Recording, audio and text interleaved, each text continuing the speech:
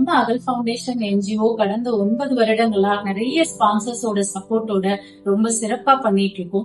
இதுல ஒரு முக்கியமான தேவை அப்படின்னு பார்த்தா நமக்கு நாப்கின்ஸ் தான்.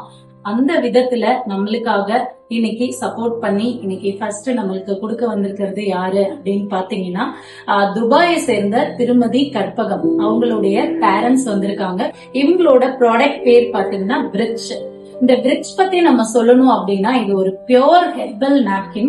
இந்த நாப்கினை நம்ம விஷுவலி சேலஞ்ச் குழந்தைகளுக்காக கிட்டத்தட்ட ஒரு 250 நாப்கின்ஸ் வந்துட்டு நமக்கு ஒரு 12,000 ஒர்த்ல இன்னைக்கு டொனேஷன் பண்றதுக்காக வந்திருக்காங்க.